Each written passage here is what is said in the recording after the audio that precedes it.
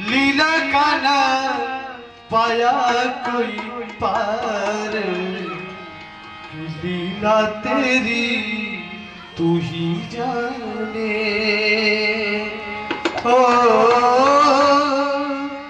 हो तेरी माया का ना पाया कोई पार, लीला तेरी तू ही जाने। हो तेरी माया का ना पाया कोई पार, लीला तेरी तू ही जाने। तेरी माया का ना पाया कोई पार, लीला तेरी तू ही जाने। तू ही जाने रे श्यामा, तू ही जाने, तू ही जाने रे श्यामा, तू ही जाने। तेरी लीला तेरी माया का ना पाया कोई पार, लीला तेरी तू ही जाने। हो तेरी माया का ना पाया कोई पार, लीला तेरी तू ही जाने।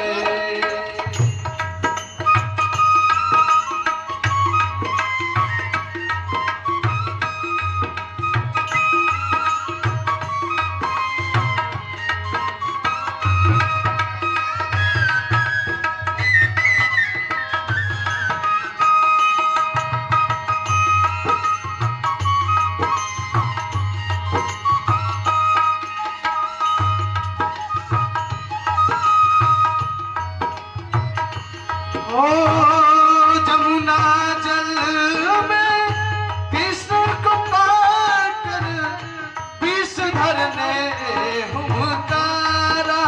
ओ विषधर ने हुंकारा। ओ जमुना जल में कृष्ण को पाकर विषधर ने हुंकारा। विषधर ने हुंकारा।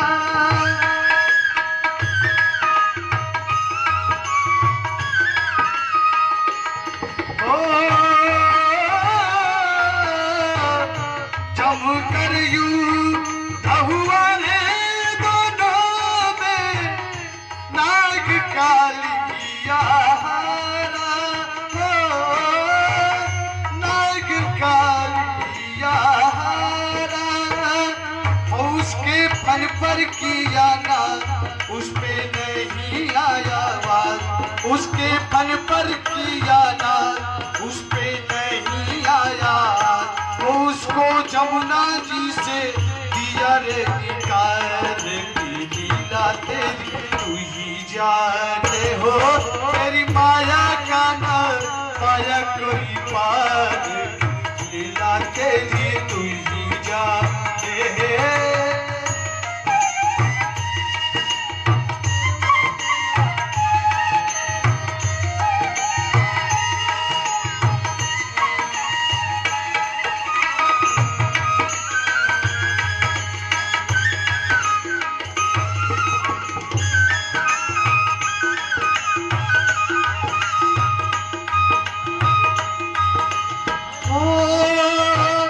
कंस भंस कर माता पिता से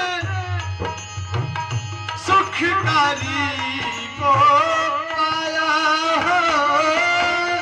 सुखकारी सुख पाया।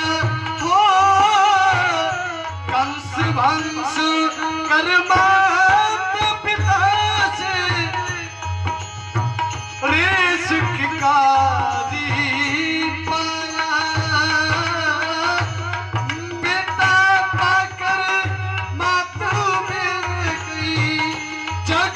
संपत्ति सारी। हो जग की संपत्ति सारी। हो कभी राम कभी श्याम एक रूप गई नाम। और कभी राम कभी श्याम कभी रूप गई नाम। ओ हर जुग में, ओ हर जुग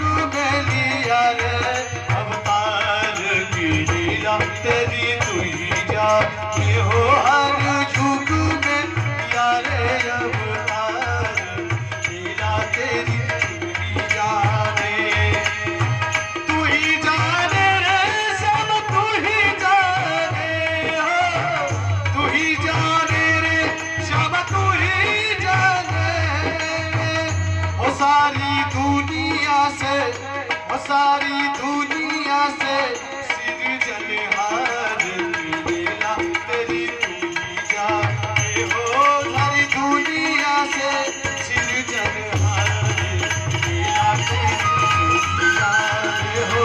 तेरी माया का माया लीला तेरी तूनी जाने। तेरी माया का ना माया कोई मार लीला तेरी तूनी जाने। लीला तेरी तूनी जाने। लीला तेरी जाने। भूल जो मिल जाए, सच कहता हूँ मेरी तकदीर जाए। आधी तेरे चरणों की आग धूली जो मिल जाए, सच कहता हूँ मेरी तकदीर बदल जाए।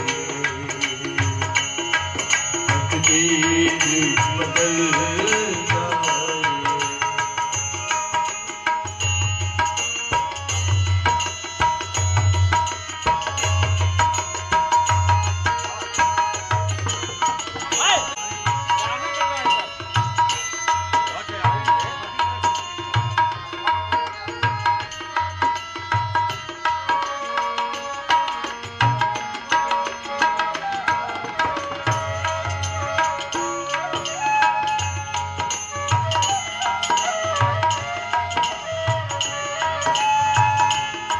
सुनते हैं तेरी रहमत, दिन रात बरसती है। सुनते हैं तेरी रहमत, दिन रात बरसती है। दिन रात बरसती जो मिल जाए, जीवन कली खिल जाए। सच कहता हूँ मेरी तकदीर बदल जाए। तकदीर बदल जाए।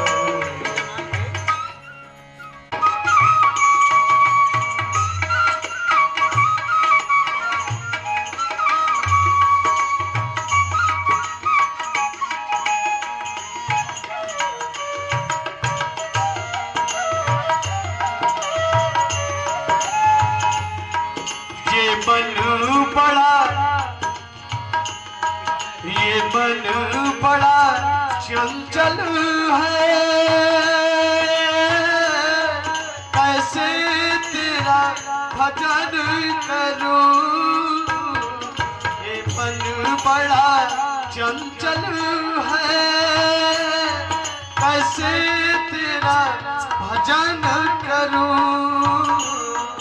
कैसे तेरा भजन करूं।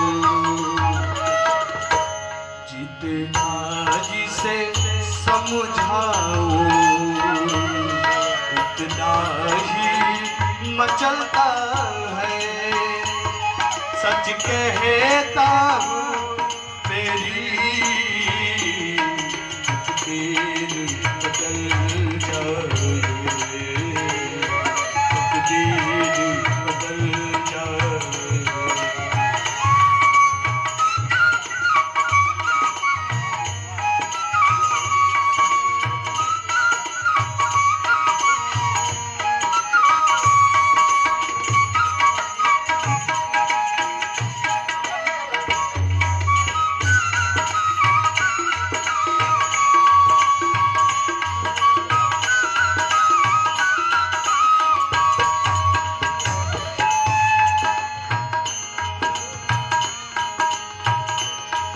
राधे मेरे जीवन की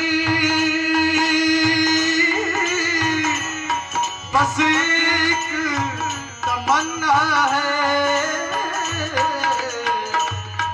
राधे मेरे जीवन की बस एक तमन्ना है, बस एक तमन्ना है। तुम सामने हो मेरे, दम ही निकल जाए। सच कहता हूँ मेरी बदल जाए, बदल जाए।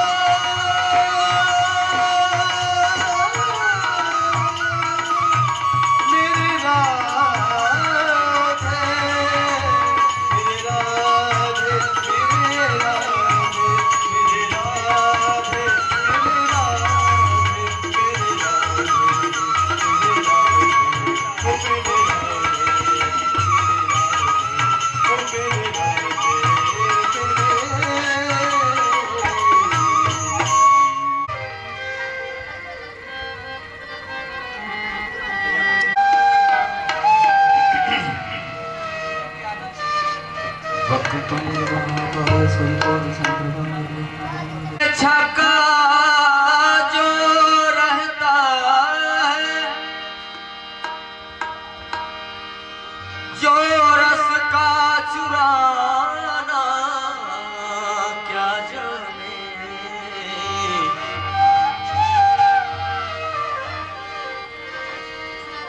नादान कन्हैया है मेरो, झगड़े का मचाना क्या जाने। जाने जाने जाने।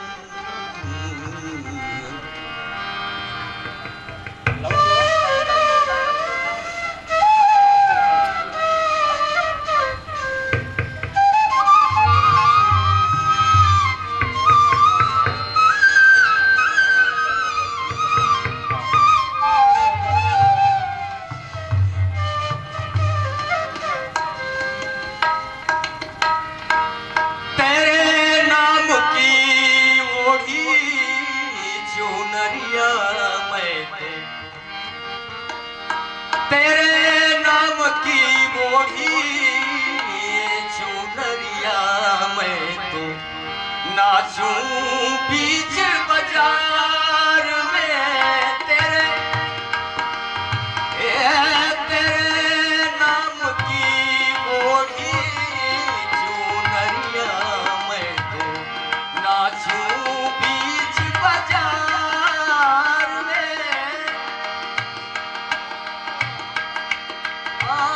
तेरे नाम की बोली चुनरिया मैं तो नाचूं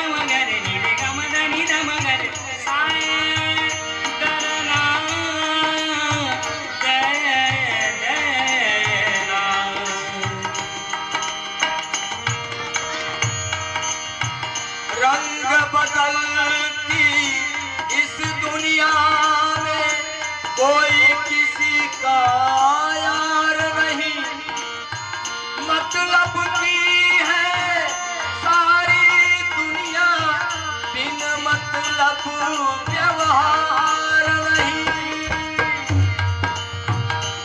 हार गई हूँ, हार गई हूँ मन मोह में, हार गई हूँ मैं मन मोह।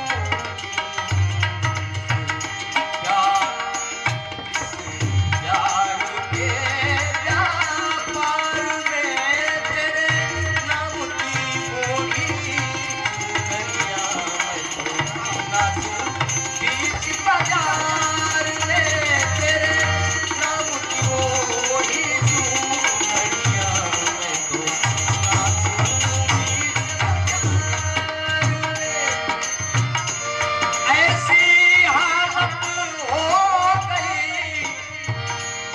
ऐसी हालत हो गई सांवरिया के प्यार में, तेरे नाम की मोड़ी सुंदरिया में तो नाचूं बीच बाजार में।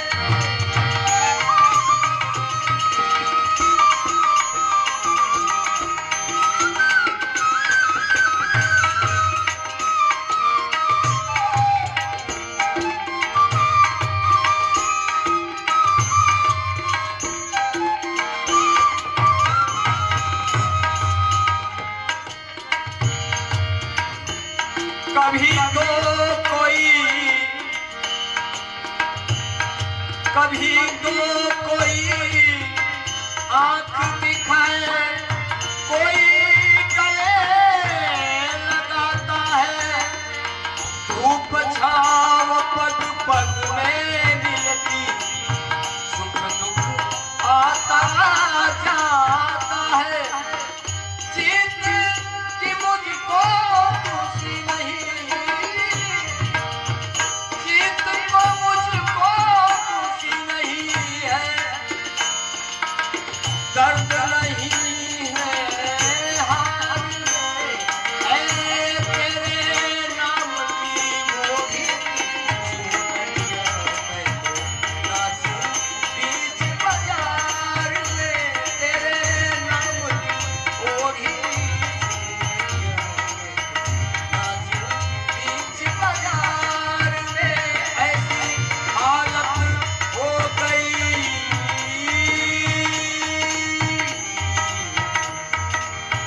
सांवरिया के प्यार में, तेरे नाम की मोड़ी, तेरे नाम की मोड़ी सुंदरिया में तो नाचूं बीच बाजार में।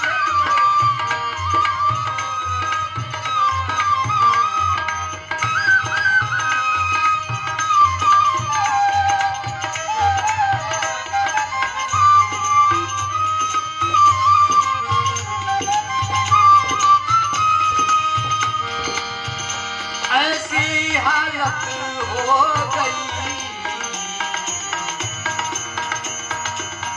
सांवरिया के प्यार में, ऐसी हालत हो गई सांवरिया के प्यार में, तेरे नाम की मोड़ी सुंदरिया में,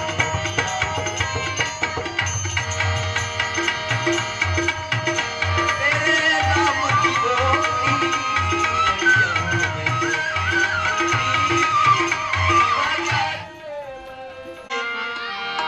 अपनी बाड़ी में अमृत को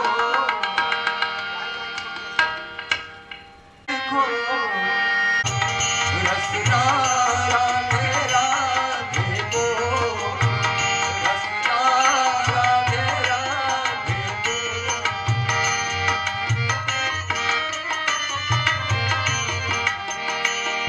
राधे राधे को, रसना राधे राधे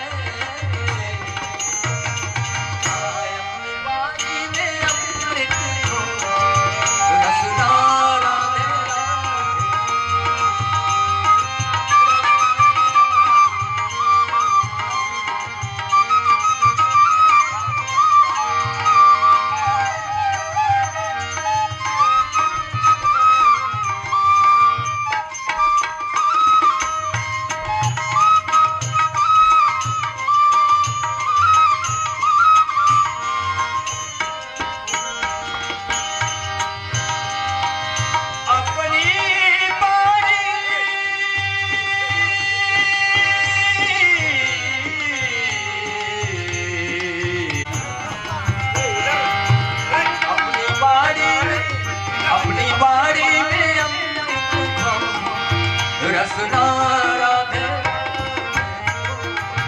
रसना राधे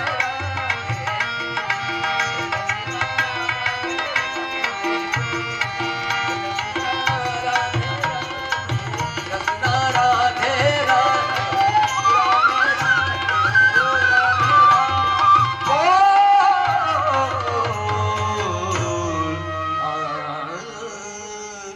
सत्य सनातन धर्म की गुरुदेव भगवान की अखंड ब्रह्मांड नायक परम ब्रह्म परमात्मा की श्रीमनुकंपा से इस पावन पवित्र क्षेत्र में श्रीमद् भागवत सप्ताह ज्ञान यज्ञ तृतीय दिवस की कथा प्रातः स्मरणीय अनंत श्री विभूषित पूज्य पाद वंदनीय योग निष्ठ तपोनिष्ठ गुरुदेव भगवान मंच पर उपस्थित हो गए हैं। आप सभी धर्मानुरागी क्षेत्रवासियों ग्रामवासियों से अनुरोध है कि अधिक से अधिक संख्या में उपस्थित होकर इस अमर कथा को श्रवण करें और अपने जीवन को धन्य बनाएं। नमोस्तुनन्ताय सहस्रमूर्तये सहस्रपादाय शिरोरुबाहवे सहस्रनाम्ने पुरुषाय शाश्वते सहस्रकोटि युगधारिणे नमः।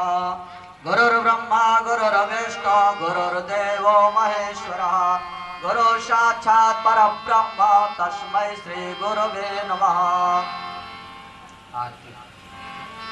कपूर जला दीजिए।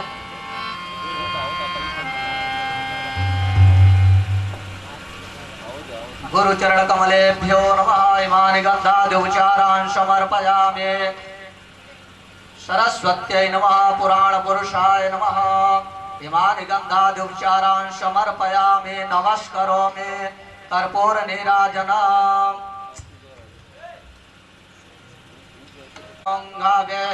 प्रजननाम्य अस्तो दशवीरगुं सर्वगणगुं स्वस्थये आत्मसने प्रजासने पशुसने लोकसान्यभयसने अग्नेः प्रजां बहुलाम्ये करोत्वर्णं पयो रेतो अस्मासु धस्त जलेन शीतलीकरणं पुष्पै देवताभिवन्दनं हस्ताभ्यामात्माभिवन्दनं आरार्तिक्यग्रहणं हस्तप्रक्षालनं मन्त्रपुष्पाञ्जलिः जतेन जन्मयजन्त देवास्तानि धर्माणि कृतमा न्यास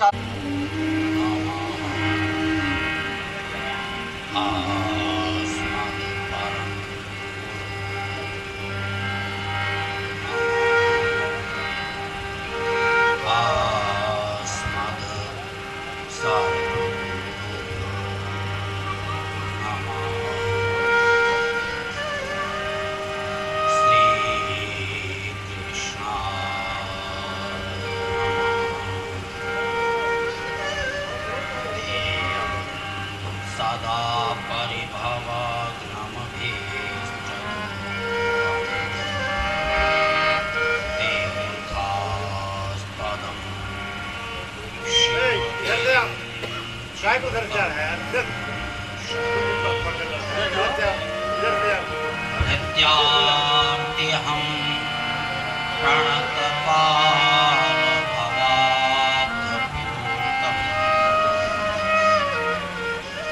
वन्दे महापुरुषते चरणारविन्द्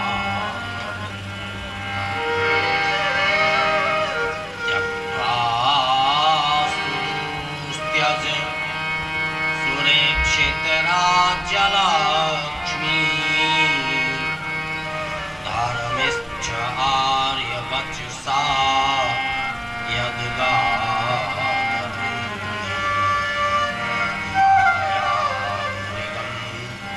दैत्येप्सितमन्मधाव वन्दे महापुरुषते चरणा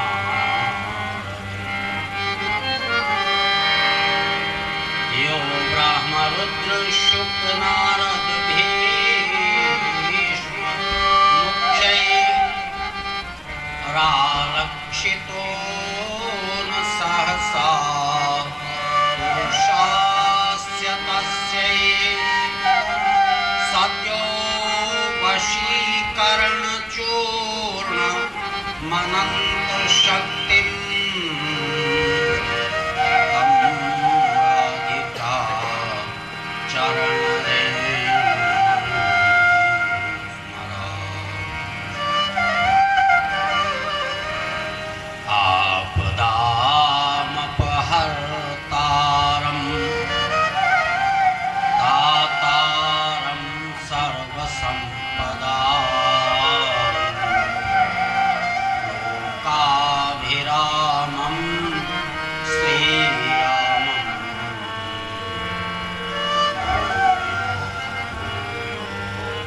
नमाम्यहम्। वन्दे विदेहतनया पदपुण्डरीकम् कैशोरसौरभ समाहृतियोगिचित्तम्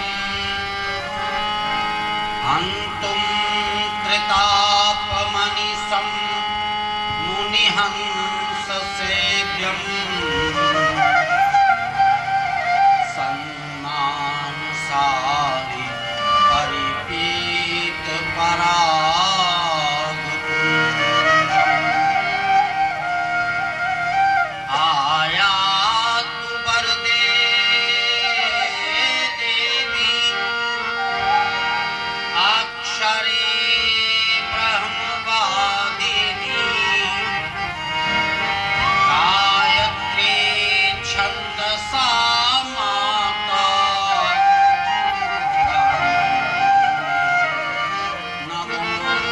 नमोस्तुते। मनोजवं मारुततुल्यवेगं जितेन्द्रियं बुद्धिमतां वरिष्ठं वातात्मजं वानरयूथमुख्यं श्रीरामदूतं शरणं प्रपद्ये। जय जय श्री राधारमण जय जय नवल किशोर जय गोपी चित चोर प्रभु जय जय माखन चोर। बोल वृंदावन बिहारी लाल की जय। श्रीमद् भागवत महापुराण की जय। गंगा मैया की जय। सद्गुरुदेव भगवान की जय। जय जय श्री राधे।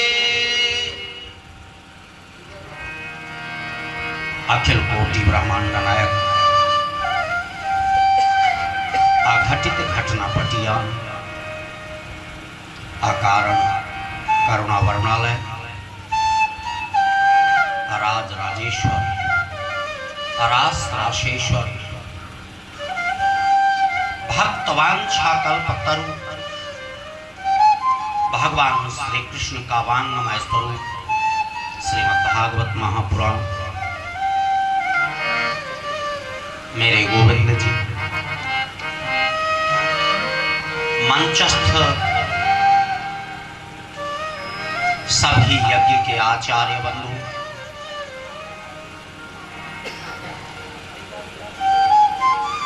संगीत के विद्वानों की मंडली यजमान उनके सभी भाई और यहाँ कथा पंडाल में बैठे हुए समस्त भक्तजन माताएं बहनें एवं राष्ट्र के गौरव बच्चे भगवान श्री कृष्णचंद्र जी की कृपा से आज इस 7 दिवसीय कथा ज्ञान यज्ञ का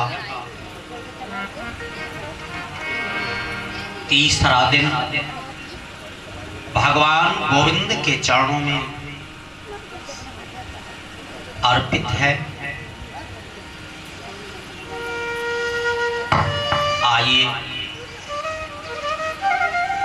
सभी भक्तों को इस भाव से प्रणाम करें। सिया राम मैं सब जग जानी, सिया राम मैं सब जग जानी, सिया राम मैं सब जग जानी, सिया राम मैं सब जग जानी, करऊं प्रणाम जोरी जुग पानी, करहूं प्रणाम जोरी जुग पानी, सिया राम मैं सब जग जानी, सिया राम मैं सब जग जानी, सिया राम मैं सब जग जानी, सिया राम मैं सब जग जानी, करऊं प्रणाम जोरी जुग पानी, करहूं प्रणाम जोरी जुग पानी, सिया राम मैं सब जग जानी, करहूं प्रणाम जोरी जुग पानी। आइए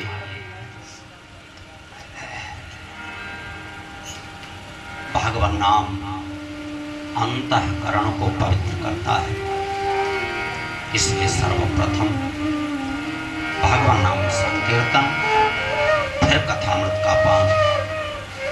सभी सुने, सभी बोले। श्री कृष्ण गोविंद हरे मुरारे, हे नाथ नारायण वासुदेव, श्री कृष्ण गोविंद हरे मुरारे, हे नाथ नारायण वासुदेव, श्री कृष्ण गोविंद हरे मुरारे, हे नाथ नारायण वासुदेव, श्री कृष्ण गोविंद हरे मुरारे, नाथ नारायण वासुदेव, श्री कृष्ण गोविंद हरे मुरारे, हे नाथ नारायण वासुदेव, हे नाथ नारायण वासुदेव, नाथ नारायण वासुदेव, हे नाथ नारायण वासुदेव, हे नाथ नारायण वासुदेव, हे लक्ष्मी नारायण वासुदेव, हे लक्ष्मी नारायण वासुदेव, श्री कृष्ण गोविंद हरे मुरारे, हे नाथ नारायण वासुदेव, श्री कृष्ण गोविंद हरे मुरारे, हे नाथ नारायण वासुदेव, श्री कृष्ण गोविंद हरे मुरारे, हे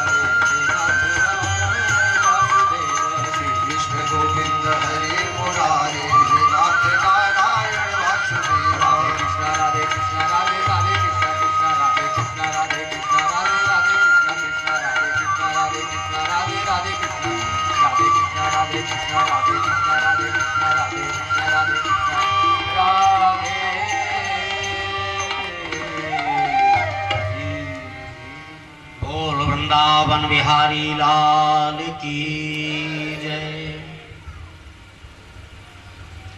कल के कथा प्रसंग में परीक्षित जी ने पूछा था शुकदेव जी से, गुरुदेव महाराज मनु के 2 पुत्र थे, पहले आपने वर्णन कर दिया छोटे पुत्र के वंश विस्तार का।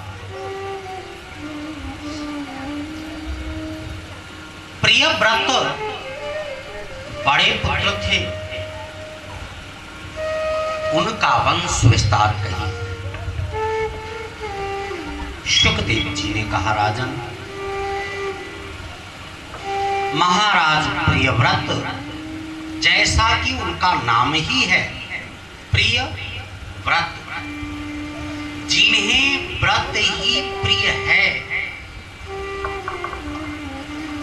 ऐसे साधक राजा थे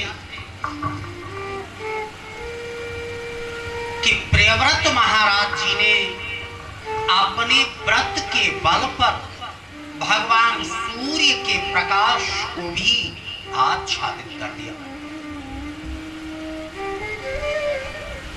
महाराज प्रियव्रत जहां भी जाते चारों तरफ प्रकाश फैल जाता, मानो 12 आदित्य एक साथ उदित हो गए।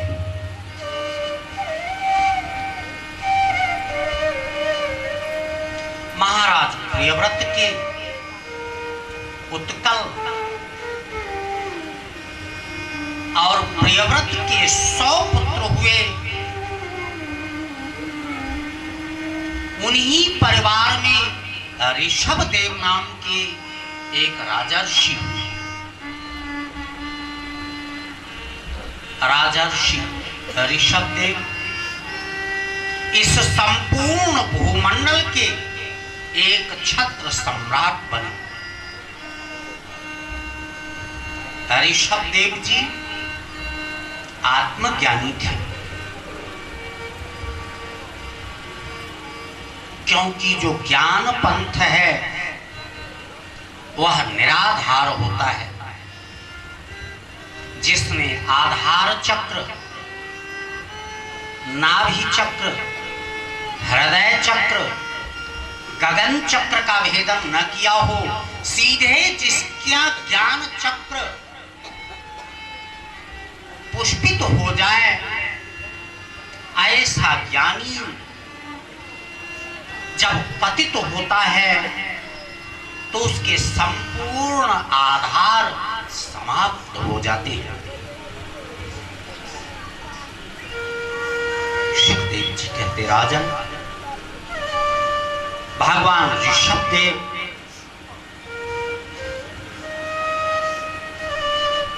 ज्ञान मार्गी थे, और ज्ञान मार्ग का व्यक्ति बड़ी कठिन साधना से ही ज्ञान मार्ग पर चलता है। भक्ति मार्ग है तो बहुत कठिन, किंतु अपने इष्ट का आधार प्राप्त होता है। इसीलिए मानस में आता है, ज्ञान का पंथ कृपाण की धारा, ज्ञान के पंथ कृपाण, ज्ञान का पंथ कृपाण का धारा, ज्ञान का पंथ कृपाण परत खगेश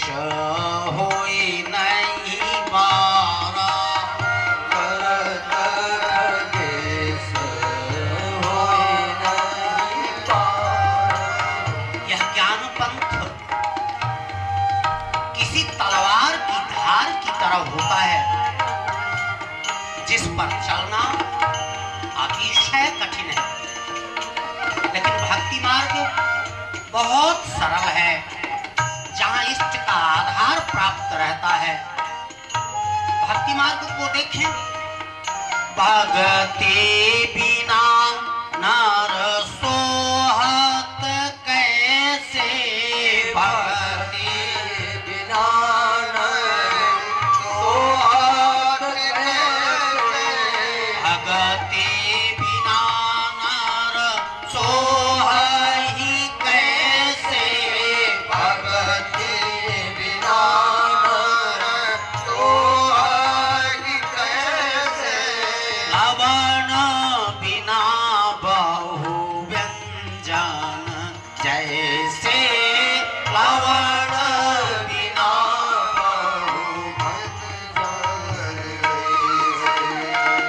भक्ति मार्ग ज्ञानी भी है,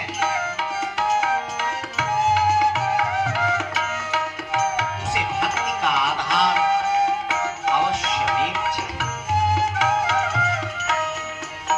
व्यक्ति कितना भी ज्ञानी हो, अगर उसमें भक्ति का भोग न लगा तो ये तो ठीक वैसे ही है जैसे अनेकों प्रकार के सुंदर व्यंजन बने हों, लेकिन उसमें नमक न डाला जाए, सब फीका हो जाएगा। वैसे हम चाहे राजमार्गी हो, चाहे योग मार्गी हो, चाहे ज्ञान मार्गी हो, लेकिन भक्ति मार्ग का पुट आवश्यक ही है। एक और बात देखो, ज्ञान मार्ग और भक्ति मार्ग दोनों की तुलना करके देखा जाए, जो ज्ञान मार्ग है, ज्ञान मार्गी सीधे सीधे मोक्ष प्राप्त कर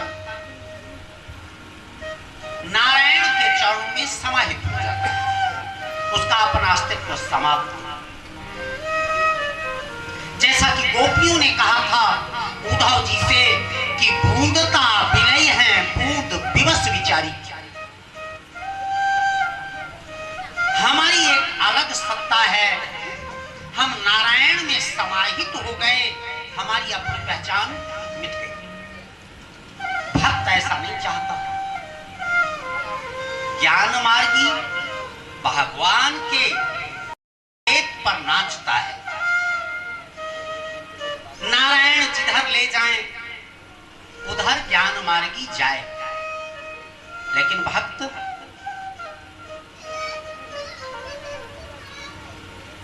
गोस्वामी जी के अनुसार भक्ति मार्ग वह मार्ग है जो भगवान को अपने इशारे पर नचाता है। भक्त कहेगा प्रभु आप कपड़े बन जाओ तो कपड़े बन जाएंगे, भक्त कहेगा आप सुअर बन जाओ तो सुअर बन जाएंगे, भक्त कहेगा खंबे में से निकलो तो खंबे में से निकलेंगे, भक्त कहेगा कि आज मेरे सिर में बहुत कष्ट है तो भगवान सिर भी दबाएंगे। इसीलिए हनुमान जी ने भगवान से भक्ति का वरदान मांगा, मोक्ष का वरदान नहीं मांगा कि मुझे मोक्ष नहीं चाहिए। तब क्या चाहिए? नान्या स्पृहा रघुपते हृदय स्मदीये सत्यम वदामि च भवान् नखिलान्तरात्मा भक्तिं प्रयच्छ रघुपुंग निर्भरां मे कामादिदोषरहितं कुर्मां संचित। भक्तिं प्रयच्छ रघुपुंग निर्भरां मे, हे प्रभु आप मुझे निर्भरा भक्ति दीजिए कि मैं जहां अपने प्रभु को याद करूं, चाहे सीने को फाड़ कर इष्ट मेरे साथ, अर्थात इष्ट भक्त के इशारे पर नाचता है। भगवान शिव जी ने भी यही वरदान मांगा, शिव जी ने भी यही वरदान मांगा। बार बार वर मांगहूं हरसि देव श्री रंग, पद सरोज अन पायनी, भक्ति सदा सत्संग। मुझे ज्ञान नहीं चाहिए, मुझे मुक्ति नहीं चाहिए, मुझे मोक्ष नहीं चाहिए, मुझे सायुज्य मुक्ति भी नहीं चाहिए, निर्वाण नहीं चाहिए। यदि आप मुझे देना चाहते हैं तो मुझे भक्ति प्रदान करो। ऋषभ देव जी कहते अपने पुत्रों से, पुत्रों भक्ति मार्ग का अनुसरण करो।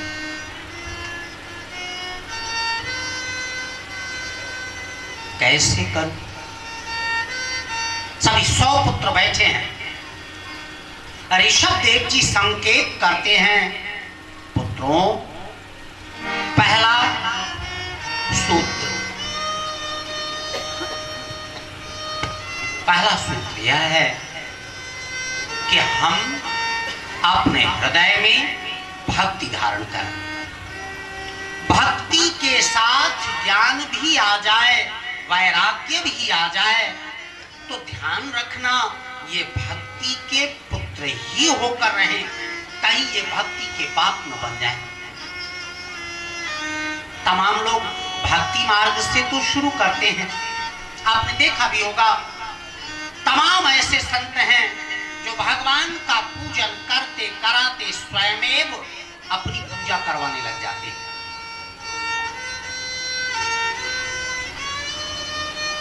वो स्वयं भगवान हो जाते हैं। ये उनका ज्ञान भी अज्ञान में परिणित हो जाता है, क्योंकि इस स्थूल शरीर से उस विराट शरीर की कल्पना संभव नहीं है। वह तो विराट है। और बताते हैं कि परमात्मा अणोर अणियान महता महियान।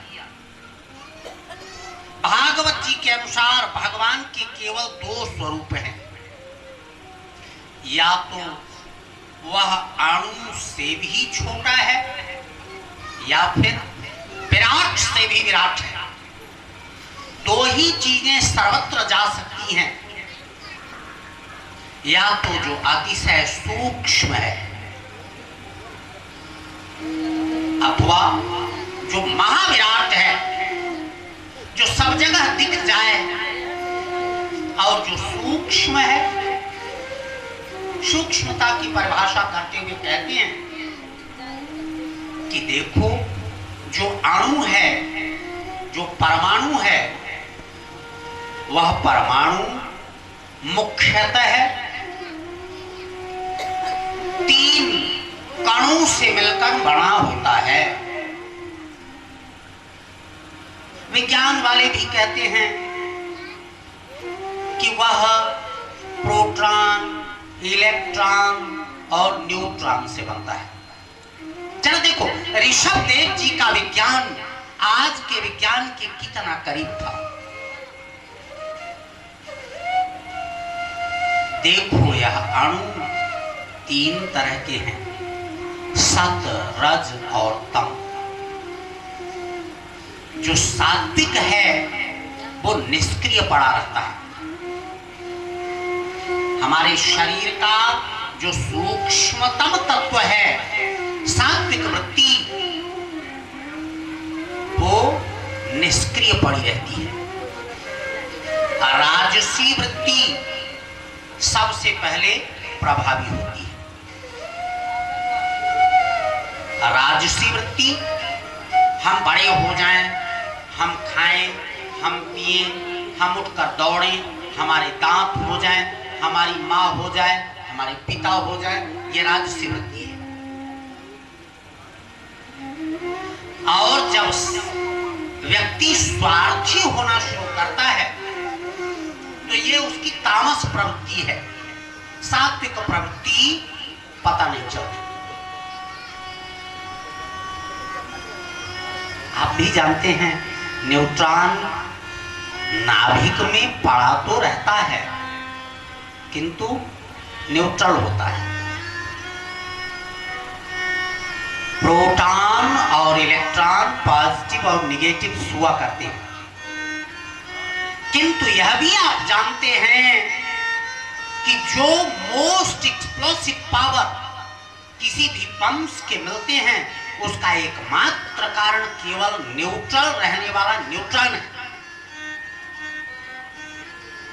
जब कभी कोई न्यूट्रॉन किसी नाभिक में प्रवेश करता है तो उसी के प्रवेश के साथ चेन रिएक्शन शुरू होते हैं। वैसे मेरे यजमान जो अब तक 2 दिन तो नहीं रहे, आज उपस्थित हैं, जो एमएससी जूलॉजी भी हैं, उनको ये बात खूब अच्छी लग रही होगी। पंडित मार्कंडेय जी, जो चेन रिएक्शन शुरू होते हैं, न्यूट्रॉन उसके लिए जिम्मेदार है। पहले 3 न्यूट्रॉन किसी नाभिक को तोड़ते हैं, फिर 9 से 27 से ऐसे बढ़ते बढ़ते within a fraction of seconds all those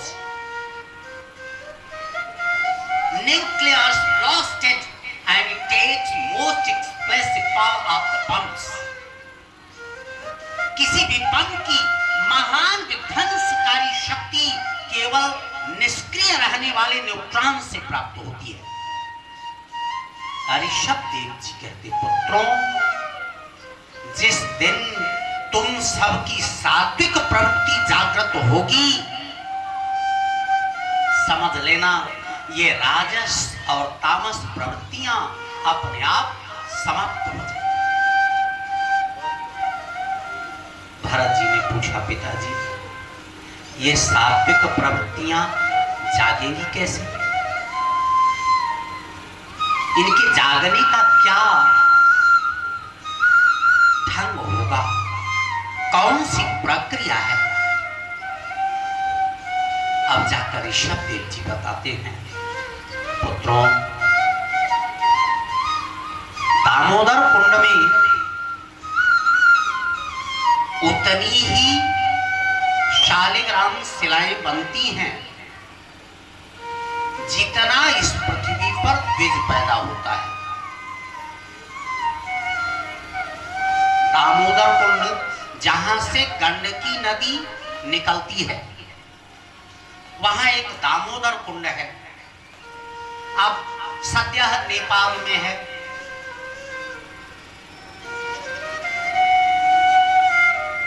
वहां जाओ और वहां जाकर एक शालिग्राम शिला ले आओ। ये भगवान नारायण का हिरण्यगर्भ विग्रह है। हिरण्यगर्भ का मतलब है जिसके अंदर की ओर सोना भरा हुआ हो।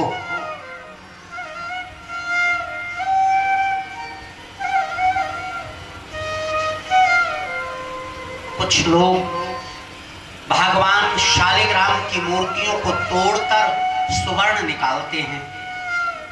आपने सुनार के घर देखा होगा, शालिग्राम शिला रखकर वो सोने की कसौटी करता है। वो है हिरण्यगर्भ। तो दामोदर सरोवर जाकर एक शालिग्राम शिला ले आना और शालिग्राम शिला ले आकर उनकी पूजा करना। यह जो गंडकी नदी है, भागवत जी के अनुसार 7 चक्रवर्ती नदी सर्वत्र पवित्री करोती। ये चक्रवर्ती नदी प्रत्येक स्थानों पर पवित्र कर देती है। शास्त्रों के अनुसार यदि 1 महीने गंडकी सरोवर में स्नान कर लिया जाए तो पीठ पर चक्र का निशान अपने आप बन जाता है, चक्रांकित तो हो जाता है हमारी पीठ पर। ऋषभ देव जी कहते अगर वहां रह न पाओ तो उनके साथ ले आना किनको? गोमती चक्र को। आपने देखा होगा पंडितों के पास शालिग्राम शिलाएं होती हैं, उनके साथ बटन जैसे एक भगवान होते हैं, गोमती चक्र। शालिग्राम शिला के साथ गोमती चक्र रखना तो तुम्हें गंडकी सरोवर में स्नान कर लेने का फल सदैव प्राप्त हो जाए। इन शालिग्राम शिलाओं को पकड़ने का भी विचित्र तरीका है। सरोवर में आप जाओ, कितना भी नीचे ऊंचे जाओ कोई फर्क नहीं, उनको पा नहीं सकते। 60 फीट से ज्यादा की गहराई में वो शालिग्राम शिलाएं पड़ी होती हैं। ये शालिग्राम शिलाएं 60 फीट के नीचे होती हैं, ऊपर से झांकने पर खूब दिखती हैं। किसी तुलसी के पौधे को किसी रस्सी में बांधकर उसी में डाल दें, थोड़ी देर तक ये तुलसी का पौधा जल के साथ घूमता रहेगा और थोड़ी देर के बाद उसमें एक शालिग्राम शिला चिपकी मिलेगी, वो आपके शालिग्राम है। भरत जी ने कहा जी पिताजी,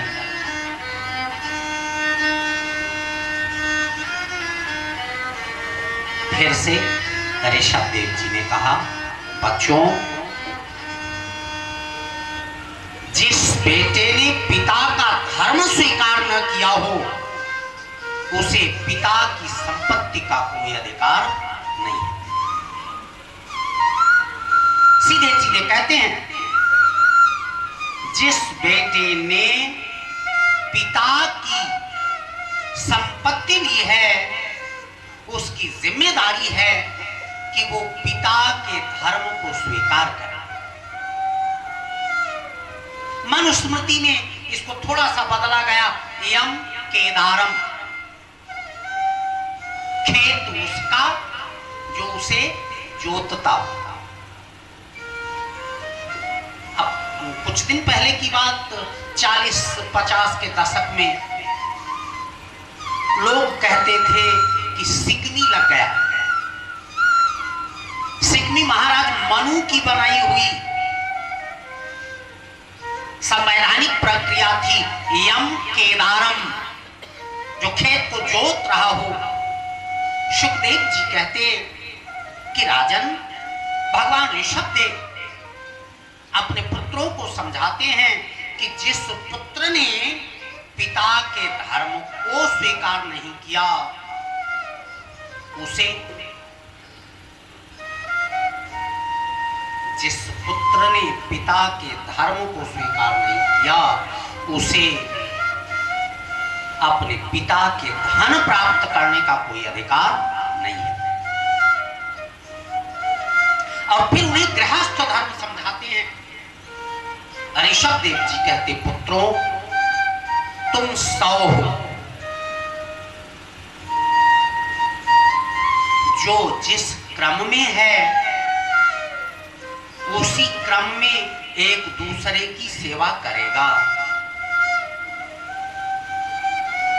बड़े वाले की सेवा नीचे के 99, गृहस्थ सुखी रहेगा। बड़े छोटे का संकोच बना रहे तो निश्चित रूप से हमारा गृहस्थ आश्रम भली तरह से चलता रहेगा। किंतु यदि संकोच समाप्त हुआ, एक और बात, पूरे परिवार में जो धन कमाया जाता है, सब कोई धन नहीं कमाता।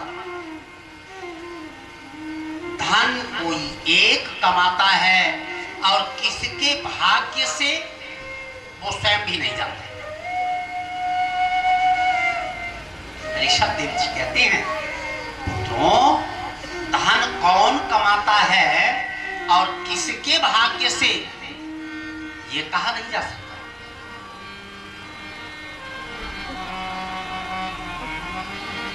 यदि कोई पराक्रमी है, कोई ऐश्वर्यवान है, तो वो किसके भाग्य से ऐश्वर्यवान है, उसे ये नहीं सोचना चाहिए कि मैं ऐश्वर्यवान हूं, क्योंकि उसके अन्य परिजन उसके ऐश्वर्य में सम्मिलित हैं, उसका ऐश्वर्य बढ़ाते हैं, उसकी कीर्ति बढ़ाते हैं। इसलिए अपने लोगों के सम्मान का ध्यान उसे रखना चाहिए। धन कमाने वाले को अपने से बड़े और छोटों का सम्मान रखना चाहिए, क्योंकि परिवार केवल समझौते पर चलता है। केवल समझौता रखना। तुम 100 भाई हो, इसमें सभी ऐश्वर्यवान नहीं होंगे, किसी एक को सारी दुनिया जानेगी, सबको कीर्ति नहीं मिलेगी, किसी एक को कीर्ति प्राप्त होगी। तुम में से कोई एक राजा बनेगा जो सर्वाधिक धनवान होगा, लेकिन उस राजा का ये धर्म होगा कि अन्य सभी भाइयों की सेवा करे, अन्यथा वो धन उसी तरह से गंदा हो जाएगा जैसे किसी कुएं से न निकलने वाला पानी। अगर किसी कुएं से जल न निकाला जाए तो आप कुछ दिन के बाद देखोगे उस कुएं से बदबू आनी शुरू हो जाएगी। तो परिवार में 100 भाई हैं, कोई कीर्तिवान, कोई ऐश्वर्यवान, कोई धनवान, कोई पराक्रमी, कोई राजा, कोई प्रजा, कोई नौकर, सभी बनोगे। जब तुम अपने कार्य पर हो तब तुम राजा हो, लेकिन जैसे ही घर आए वैसे ही तुम 100 भाई हो। ये गृहस्थ चलने का अच्छा तरीका है। अगर ऐसे चलाओगे तो तुम सुखी रहोगे। ऋषभ देव जी फिर अष्टांग योग का वर्णन करते हैं। वो कहते हैं, पुत्रों,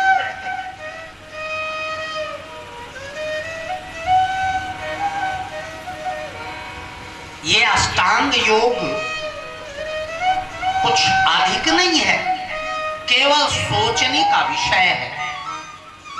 यम, नियम, आसन, प्राणायाम, प्रत्याहार, धारणा, ध्यान, समाधि, संयम।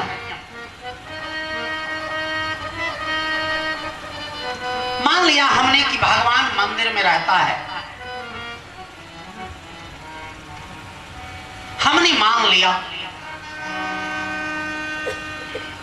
तो भगवान मंदिर में रहता है। हमने एक संयम बना लिया, दिन प्रतिदिन हम मंदिर जाएंगे। तो छोटा छोटा जो नियम है वही संयम है। सूर्योदय के पहले उठेंगे, सूर्योदय से पहले स्नान कर लेंगे, सोने से पहले अपनी मां के चरण दबाएंगे। ये छोटे छोटे नियम जो हैं, संयम। और फिर किसी नियम का पालन किया हमने कि हमें 9 बजे विद्यालय जाना ही है। यम और नियम। फिर आसन। हम एक आसन पर बैठते हैं और बैठे रहते हैं। तो आसन को जीतो। हमारे बौद्धिक विकास में आसन का बहुत बड़ा महत्व है।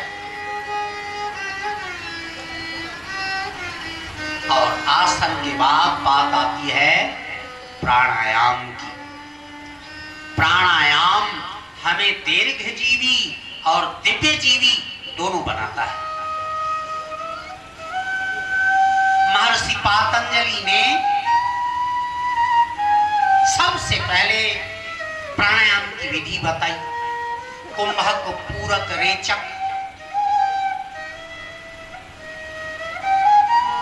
जो पंडित जन हैं वो करते रहते हैं, लेकिन भला हो बाबा रामदेव का, उन्होंने पूरे विश्व में फैला दिया। आप जिसे देखो, गांव का व्यक्ति तो हमेशा अपनी साधना में लगा है। हमने देखा है गांव में लोग सूर्योदय के पहले अपनी गायें, अपनी भैंसें, उनका चारा, उनका पानी। एक ठाकुर साहब यही कल परसों मिले थे। उन्होंने कहा मैं अपनी खेती अब स्वयं करता हूं।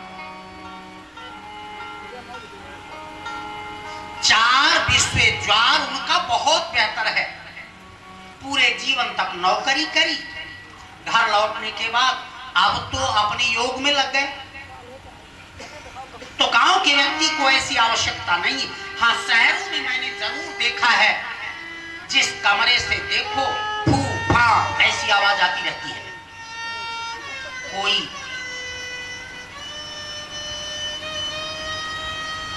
अनुलोम करता, कोई विलोम करता, कोई कपालभाति धौंक रहा है। जिसको देखो वो कर ही रहा है।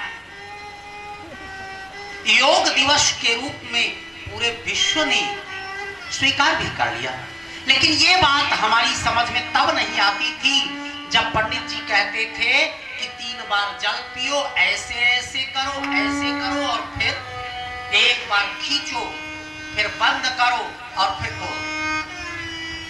ये बात तब समझ में नहीं आती थी,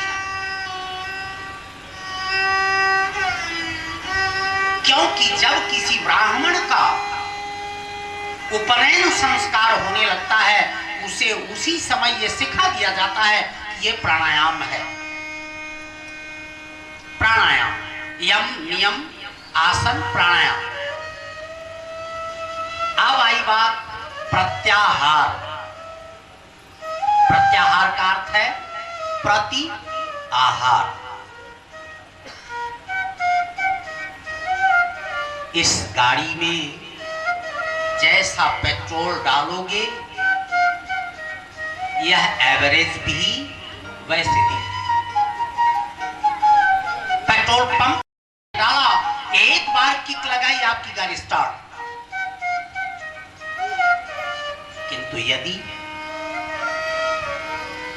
किसी दुकान से डाला तो स्टार्टिंग प्रॉब्लम तो अलग से, एवरेज भी कम होगा। वैसे खाने से पहले हमको ये सोचना चाहिए कि हम क्या खाएं और कितना खाएं। प्रत्याहार, कितना खाएं, कब खाएं, कहां खाएं, कैसे खाएं। प्रत्याहार। और हम आज आहार की ही चिंता छोड़ बैठे हैं। हम तो अभी सिद्धांत पर आ गए हैं, जो भी मिले, जहां भी मिले, जैसे भी मिले, केवल खाओ। और इसीलिए सारी समस्याएं पैदा होती हैं, क्योंकि हमने अपना आहार बिगाड़ दिया है।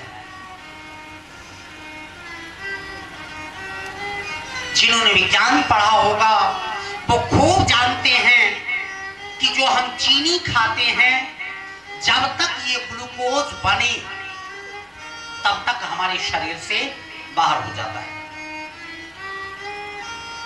सुक्रोज का पाचन हमारे शरीर में नहीं होता।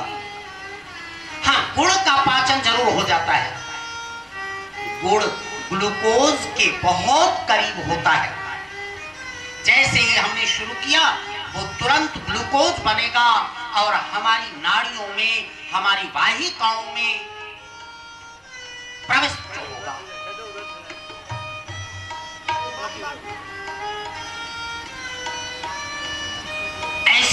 स्थिति में प्रत्याहार हम अपने भोजन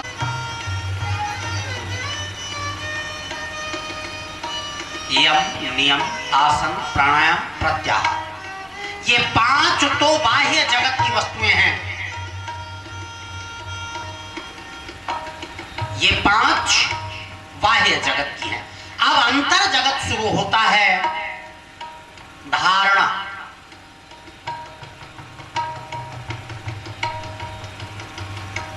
किसी के प्रति हमारी जो धारणा बन जाए,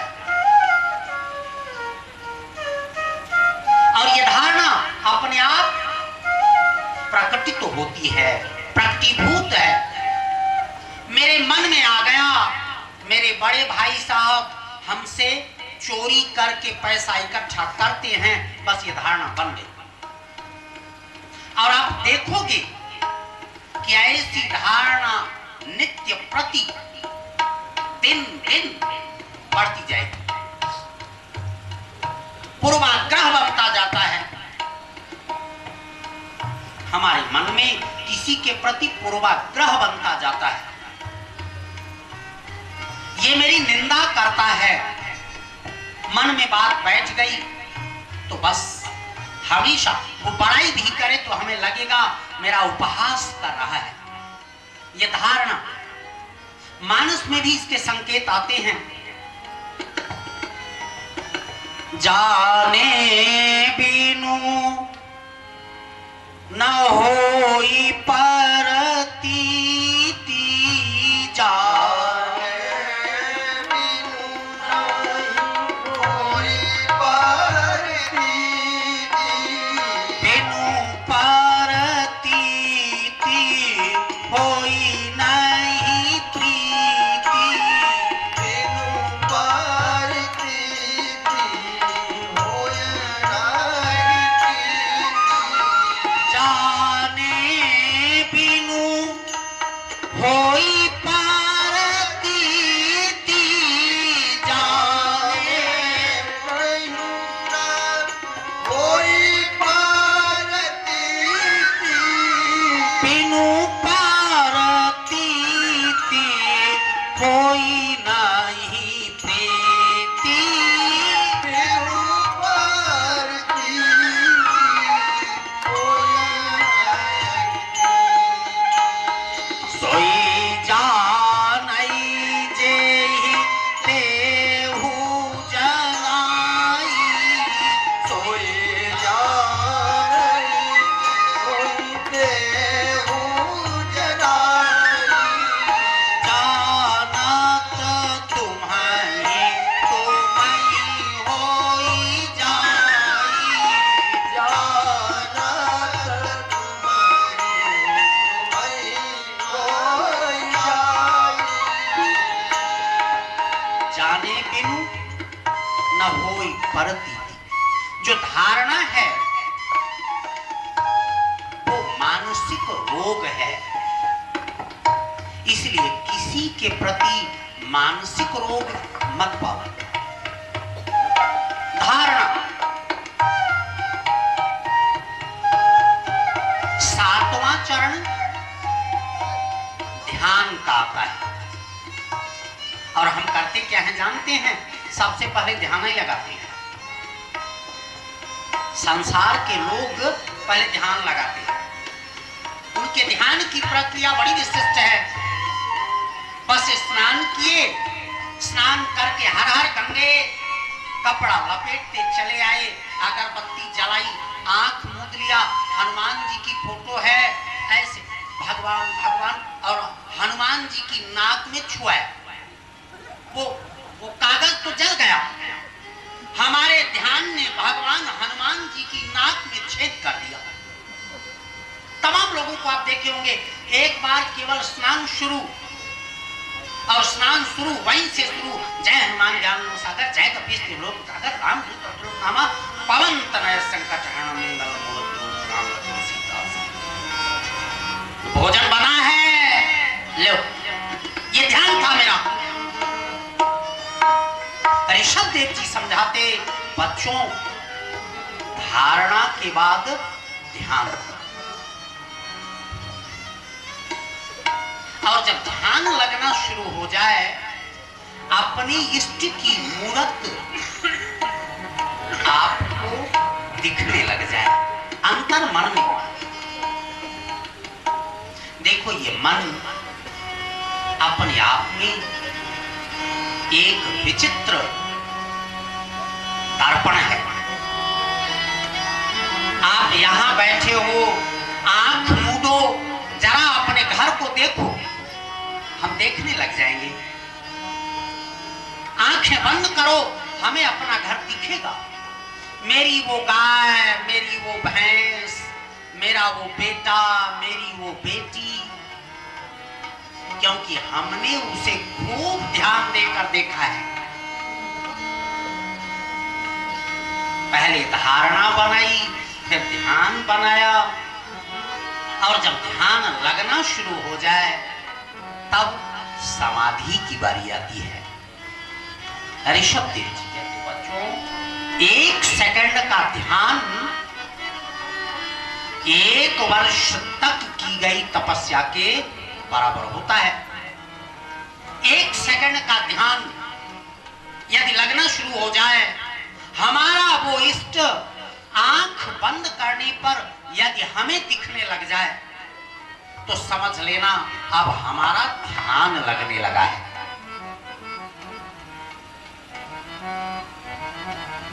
वैसे ऋषभ देव जी तो यहां तक कहते हैं, स्वकीय पितरन पूर्वजान नारायणान गृहीत। यदि हम जहां से पैदा हुए अपने पूर्वजों, फिर पूर्वजों, फिर पूर्वजों की याद करते जाएं, तो हम प्रथम नारायण के पास तक पहुंच जाएंगे और हमारा ध्यान उनमें लगना शुरू हो जाएगा। तो ध्यान लगाने के लिए भक्ति मार्गी किसी विग्रह को रखते हैं, अपने इष्ट को रखते हैं, और ज्ञान मार्गी केवल ध्यान से शुरू ही करते हैं। इसलिए जब वो पथभ्रष्ट होते हैं तो निराधार सीधे पृथ्वी पर आते हैं, लेकिन जब भक्त गिरना शुरू करता है तो उसका भगवान उसे थामता है।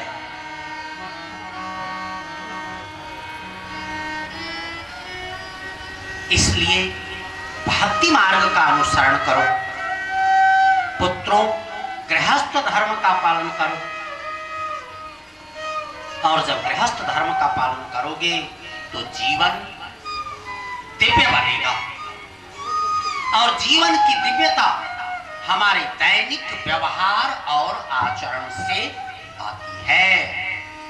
बोल भक्तवत्सल भगवान की। मन गोविंद गोविंद गाइए, मन राधे गोपाल कृष्ण गाइए। मन गोविंद गोविंद गाइए, मन राधे गोपाल कृष्ण गाइए। मन गोविंद गोविंद गाइए, मन राधे गोपाल कृष्ण गाइए। मन गोविंद गोविंद गाइए, मन गोविंद गोविंद गाइए। राधे गोपाल कृष्ण गाइए। मन गिरधारी गिरधारी गाइए, मन गिरधारी गिरधारी गाइए। मन गिरधारी गिरधारी गाइए, मन गिरधारी गिरधारी गाइए। मन जसुदा के लाल को बुलाइए, मन जसुदा के लाल को बुलाइए। मन गोविंद गोविंद गाइए, मन राधे गोपाल कृष्ण गाइए। मन गोविंद गोविंद गाइए, मन गोविंद गोविंद गाइए। राधे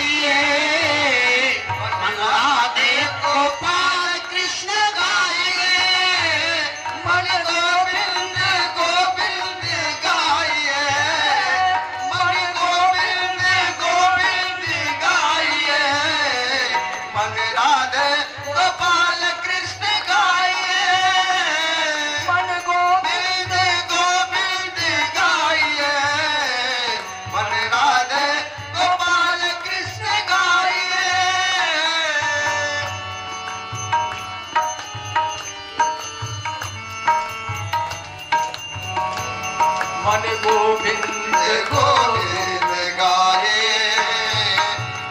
गोविंद गोविंद गाइए। मन जसोदा के लाल को बुलाइए, मन गोविंद गोविंद गाइए, मन राधे गोपाल कृष्ण गाइए, मन गोविंद गोविंद गाइए, मन राधे गोपाल कृष्ण गाइए, मन गोविंद गोविंद गाइए, मन राधे गोपाल कृष्ण गाइए, मन गोविंद गोविंद गाइए, मन यशोदा के लाल को बुलाइए। राधे मन गोविंद गोविंद गाइए, मन यशोदा के लाल को बुलाइए।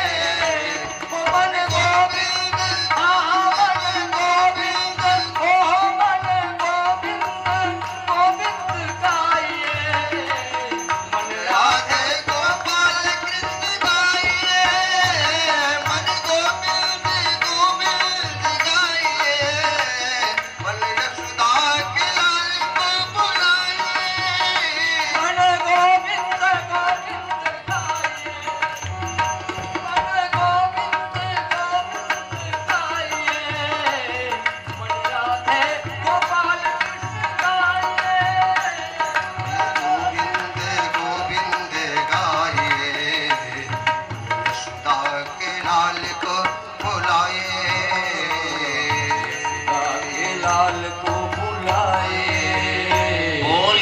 गोविंद भगवान की जय।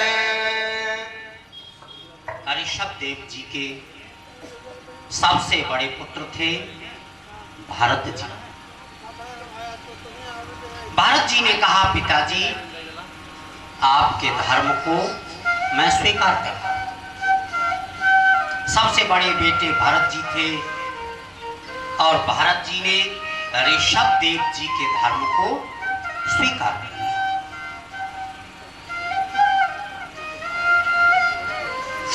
और ऋषभ देव जी ने भरत जी का राज्याभिषेक किया और चौथे पन में वन चले गए। संकेत मिलता है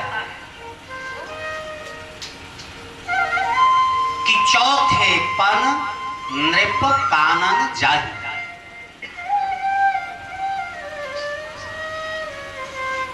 अब चौथा पन आ गया, वन उम्र शुरू हो गई, तो सावधान हो जाएं कि अब वन उम्र शुरू है। आप जरा सोच लें, 51 जब 50 के हो जाएं तो वन उम्र आपकी शुरू। 52, 54 ये वन उम्र है।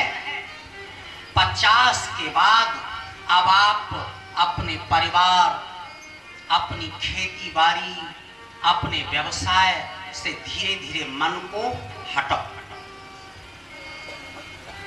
वानप्रस्थ का अभ्यास करना शुरू करो। 57, 58 अन्यथा जानते हो बच्चे स्वयं कहना शुरू करेंगे 61 है अभी, इतना ही नहीं 62, घर छोड़कर जाता ही नहीं है, वो है अभी। जाएगा कैसे? 67, उसे सर से तो तब जाएगा, जबरन भागाओ। तो क्या हम में से कोई चाहेगा क्या कि जबरन कोई भगा दे? अरे हम अपने मन से ही अपने मन को दूर करते रहें, किसी के कहने की आवश्यकता